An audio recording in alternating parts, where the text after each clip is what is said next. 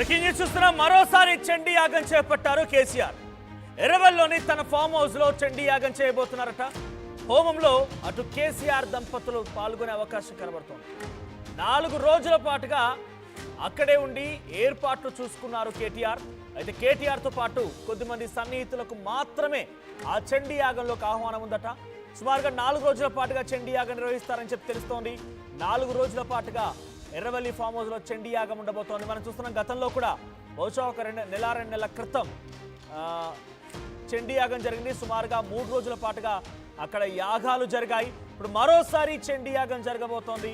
సుమారుగా 4 రోజుల పాటుగా ఈ యాగ క్రతువులు ఉండే అవకాశం కనబడుతోంది. కేసీఆర్ దంపతులు యాగంలో పాల్గొంటారట. ఎస్, మరిన్ని అప్డేట్స్ మా ప్రతినిధి మధు సిద్ధంగా ఉన్నారు. మధు, సో చండీ యాగం నిర్వహిస్తున్నారు. బేసిక్గానే ఆయనకి దైవభక్తి ఎక్కువగా, ఇటువంటి నమ్మకాలు ఎక్కువగా ఉంటాయి. యాగాలు, దేవుళ్ళు ఇవన్నీ కూడా ఎక్కువగా నమ్ముతూ ఉంటారు. వాస్తు దోషాలు కూడా నమ్ముతూ ఉంటారు కేసీఆర్. సో మరోసారి చండీ యాగం చేపడుతున్నారు. గతంలో కూడా చండీ యాగం చేపట్టారు, ఇప్పుడు మరోసారి చేపడుతున్నారు. సో ఎటువంటి అప్డేట్స్ ఉన్నాయి చండీ యాగం పైన? ఎవరెవరు పాల్గొనబోతున్నారు? ఎగ్జాక్ట్. గతంలో కూడా కేసీఆర్ చండీ యాగం నిర్వహించినటువంటి సిచ్యువేషన్ మనందరికీ తెలిసిందే. సో ఇప్పుడు మళ్ళీ చండీ యాగం చేస్తా ఉన్నారు. ఇప్పుడు ఈ రోజు చేసేటువంటి చండీ యాగంలో కాస్త ప్రాధాన్యత ఉంది. గత అధికారం రావడానికి, తెలంగాణ రావడానికి, అధికారం కంటిన్యూ అవ్వడానికి, డెవలప్మెంట్ కోసం, రాష్ట్ర ప్రజల కోసం అంటూ చండీ యాగం చేసినటువంటి హిస్టరీ ఉంది. కానీ ఈసారి చేస్తున్నటువంటి చండీ యాగం అత్యంత ప్రాధాన్యత ఉంది. అధికారం కోల్పోయారు, అనారోగ్యం పాలయ్యారు, తర్వాత కుటుంబంలో గొడవలు స్టార్ట్ అయ్యాయి, రాజకీయంగా ప్రతికూల పరిస్థితులు ఉన్నాయి.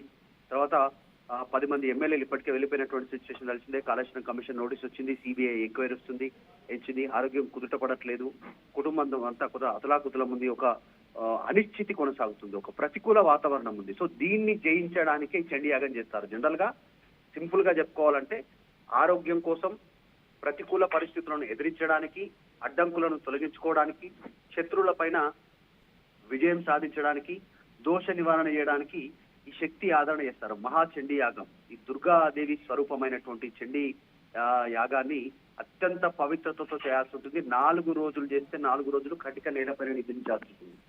పూర్తి నిష్ఠతో ఉండాలి, అత్యధిక నిష్ఠతో. దాదాపు ఒక 10 నుంచి 16 మంది ఋత్వికులు వస్తారు, పూజారులు. వారు కూడా నిష్ఠతో ఉంటారు. వారు చెప్పిన సూచనలు, సలహాలు, భార్య భర్త ఇద్దరు, అంటే కేసీఆర్, శోభమ్మ, ఈ ఇద్దరు కూడా అత్యంత నిష్ఠతో దీంట్లో పాల్గొనాల్సినటువంటి అవసరం ఉంటుంది. దానితో పాటు ఈ యాగాన్ని చూడాలనుకున్నా, పాల్గొనాలన్నా, అక్కడ యజ్ఞశాలలో ఉండాలనుకున్నా కూడా వారు అంతే నిష్ఠతో ఉండాల్సి ఉంటుంది. ప్రతిరోజు అత్యంత కఠినమైనటువంటి నిర్ణయాలు ఉంటాయి.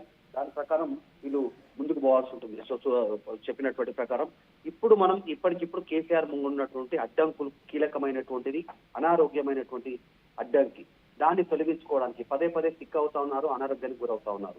తర్వాత నెంబర్ 2, పార్టీలో ఉన్నటువంటి లుకలుకలు, కూతురు బయటికి వెళ్ళినటువంటి పరిస్థితి, ఒకరిపైన ఒకరు విమర్శలు చేసుకుంటున్నటువంటి సిచ్యువేషన్. 3వది అవినీతి ఆరోపణలు, ప్రభుత్వం పైన ప్రభుత్వం చేస్తున్నటువంటి ఎంక్వైరీలు, సిబిఐకి ఇవ్వడము, ఇవి. సో ఇవన్నీ కూడా తర్వాత విజయం సాధించడం, వచ్చేటువంటి ఎన్నికల్లో కానీ, వేరే ఏ అంశం, కోర్టులో కానీ, కోర్టుపరమైనటువంటి అంశాల్లో కానీ విజయం సాధించడం. మనం చెప్పాం అందరికంటే ముందు ఫస్ట్ ఆర్టీవీ బ్రేక్ చేసింది ఈ అంశాన్ని. స్టార్టింగ్ లో గతంలో 3 అంటే కాళేశ్వరం కమిషన్కి వచ్చిపోయిన తర్వాత 3 రోజులు చండీ యాగం చేశారు. దాని తర్వాత దాదాపు బీఆర్ఎస్ కి అన్ని విజయాలే దక్కినటువంటి సిచ్యువేషన్. కోర్టులో, ప్రతి కోర్టులో ఫిరాయింపు ఎమ్మెల్యేలకు సంబంధించిన అంశంలో, కాళేశ్వరం కమిషన్ అంశంలో, మొన్న అసెంబ్లీలో చర్చ చేసినా కూడా బీఆర్ఎస్ పై అధికారంలో ఉన్నప్పుడు కూడా మధ్యలో 1-2 సార్లు పూజలు, యాగాల పేరిట ఫామ్ హౌస్ లో పెద్ద ఎత్తున కార్యక్రమాలు చేపట్టారు. ఆ తర్వాత జరిగినటువంటి అన్ని పరిణామాలు కూడా బీఆర్ఎస్ పార్టీకి ఎదురు లేకుండా గట్టిగా నిలబడి విజయం సాధించిన సందర్భాలు కూడా ఉన్నాయి. బహుశా ఆయన నమ్మకమే నిజమైందేమో కాబోలు. ఇప్పుడు మరోసారి చండీ యాగం చేపడుతున్నారు. అంటే ఇంట్లో కుటుంబ సమస్యలు, రాజకీయంగా ఎదుర్కొన్నటువంటి ఒడిదుడుకులు అన్ని కూడా ఒక సక్రమ మార్గంలో ముందుకు వెళ్ళాలి. రేపటి రోజున భవిష్యత్తులో వచ్చిన పంచాయతీ ఎన్నికలు కానివ్వండి, స్థానిక ఎన్నికలు, ఇతరాతర ఎన్నికల్లో ఒక విజయం సాధించాలని ఒక లక్ష్యం కొద్ది, అట్ ది సేమ్ టైం ఆరోగ్యం కోసం కూడా చేస్తున్నారని చెప్తున్నారు. కాబట్టి ఎలా ఉంది బీఆర్ఎస్ పార్టీ శ్రేణులు? ఎవరెవరికి ఆహ్వానం ఉండబోతోంది? ఎవరెవరు హాజరు కాబోతున్నారు? ఎన్ని రోజుల పాటుగా ఈ కార్యక్రమాలు జరగబోతున్నాయి? ఎటువంటి వేద మంత్రోచ్చరణ మధ్య ఈ కార్యక్రమం జరగబోతోంది? ఎగ్జాక్ట్లీ. మొత్తము కుటుంబ సభ్యులంతా హాజరవుతున్నారు, కవిత మినహాయించి. కేటీఆర్ దాదాపు అక్కడే ఉన్నారు. 3 రోజుల నుంచి ఫామ్ హౌస్ లోనే కేటీఆర్ ఉంటున్నారు, బయట ఎక్కడ కనపడట్లేదు.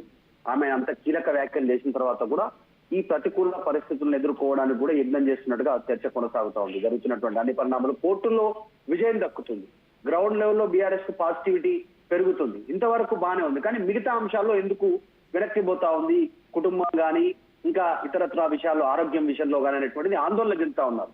సో కేసీఆర్ అత్యంత నిష్ఠతో చేస్తారు, ఏం చేసినా కూడా గతంలో చేసినట్టు అనుభవం అంటే ఉంది. సో ఇప్పుడు కుటుంబం ఆయన అంతా కలిసి ఇది ఉండాలి, విభేదాలు ఎంచుకున్నారు. సమసిపోవాలనేటువంటి ఆ విషయంలోనే యాగం చేస్తూ ఉండగా ఎందుకు కవితకి ఎందుకు ఆహ్వానం లేదు?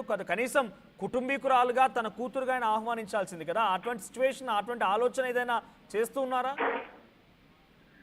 అంటే ఈ చేస్తున్నటువంటి యాగం ముఖ్యంగా కేసీఆర్ అనారోగ్యానికి సంబంధించి, కుటుంబంలో తగాదాలు, ప్రతికూల పరిస్థితులు. అఫ్ కోర్స్ ప్రతికూల పరిస్థితులు అంటే ఏవైనా కావచ్చు, రాజకీయ పరంగా, కుటుంబ పరంగా, శత్రువుల పరంగా, ఇలా అన్ని రకాలుగా ఈ ప్రతికూల పరిస్థితులను దూరం చేసుకోవడానికి ఈ చండీ యాగం చేస్తారు, అత్యంత నిష్ఠతో చేస్తారు. మనం గతంలో మొదట్లో ఫస్ట్ చేసింది ఆర్టీవే, సో ఇప్పుడు మళ్ళీ అదే చెప్పే ప్రయత్నం చేస్తారు. ఇప్పుడు ఎగ్జాక్ట్లీ ఈ అంశంలో అత్యంత సన్నిహితులు, కొద్దిమంది మాజీ మంత్రులు, కుటుంబ సభ్యులు వీళ్ళు మాత్రమే చేసుకుంటున్నటువంటి పరిస్థితి ఉంది. ఈ యజ్ఞంలో పాల్గొంటున్నటువంటి సిచ్యువేషన్ ఉంది. కేసీఆర్ ఈ యజ్ఞం చేయడానికి రీజనే ఈ ప్రతికూల పరిస్థితులు అనేటువంటి దానిపైన మరికొంత క్లారిటీ కూడా రావాల్సి ఉంది. దాదాపు నిష్ఠతో ఉంటారు, వాళ్ళ కృత్వికులు చెప్పినటువంటి నియమాలు, నిబంధనలను పాటించాల్సి ఉంటుంది. వాటిని అత్యంత కటిగా నేలపైన నిర్దించాలి. ఈ యజ్ఞంలో పాల్గొన్న రోజులు ఈ క్రతువు పూర్తయ్యేంత వరకు చాలా నిష్ఠతో ఉండాల్సినటువంటి అవసరం ఉంటుంది. Right, thank you Madhu. So KCR తన ఫామ్ హౌస్లో చండీ యాగం నిర్వహిస్తూ ఉన్నారు. 4 రోజుల పాటుగా యాగం జరిగే అవకాశం కనబడుతోంది. సో 3 రోజుల నుంచి కేటీఆర్ అక్కడే ఉండిపోయి అన్ని ఏర్పాట్లు చేశారు. చాలా అతి కొద్ది మందితోనే ఈ యాగం జరగబోతోంది. మరీ ముఖ్యంగా దీంట్లో ముఖ్య ఉద్దేశం కేసీఆర్కి ఉన్నటువంటి అనారోగ్య సమస్య నుంచి బయటపడాలి, ఆరోగ్యంతో ఉండాలైన, తర్వాత కుటుంబంలో ఏమైనా సమస్యలు ఉంటే కుటుంబ సమస్యలు మొత్తం కూడా సమసిపోవాలి, ఫుల్ స్టాప్ పడాలి. రాజకీయంగా కూడా అనేక ఒడిదుట్లు ఎదుర్కొంటున్నారు, కొంత ప్రతికూలత వాతావరణం ఉంది కాబట్టి దాన్ని కొంత సరిచేసేటువంటి ప్రయత్నమే చండీ యాగం రూపంలో వారంతా చేయబోతున్నారు. చాలా నిష్టగా కొన్ని వందల మంది వేద పండితుల మధ్య, మంత్రోచ్చారణ మధ్య యాగం జరగబోతుంది. 4 రోజుల పాటుగా నిర్విరామంగా యాగం జరిగే అవకాశం ఉంది. సో అతి కొద్ది మంది, కొంతమంది మాజీ మంత్రులు, కొంతమంది తన సన్నిహితులు, తన కుటుంబీకులు మినహా మిగిలిన వరకు కూడా అనుమతి లేదు. సో గతంలో కూడా 10 ఏళ్ల పాటుగా అధికారంలో ఉన్నప్పుడు కేసీఆర్ ఈ రకమైనటువంటి యాగాలు చేశారు, హోమాలు చేశారు. ఆయన డెఫినెట్గా దైవభక్తి కలిగిన వ్యక్తి, చాలా పెద్ద మొత్తంలో దేవుడు ఇవన్నీ కూడా నమ్ముతూ ఉంటారు, వాస్తు దోషాలు నమ్ముతూ ఉంటారు ఆయన. సో ప్రస్తుతానికి ఆయన గతంలో చేసినటువంటి రిజల్ట్స్ డెఫినెట్గా అనుకూలంగానే ఉన్నాయి. ఈ యాగం తర్వాత ఆయనకు అనుకూలంగా, సానుకూలంగానే కొన్ని ఫలితాలు వచ్చినట్టుగా వాళ్ళు భావిస్తున్నారు. కాబట్టి మరోసారి ఈ యాగం ద్వారా తమ కుటుంబంలో జరిగేటువంటి సమస్యలు కానివ్వండి, కేసీఆర్ ఆరోగ్యపరమైనటువంటి అంశం విషయంలో, రాజకీయంగా ఎదుర్కొన్న ఒడిదుట్ల విషయంలో కూడా సెట్ రైట్ చేయాలని ఒక ఆలోచనతో ఉన్నారు. చూద్దాం మరి ఏం జరుగుతుందో.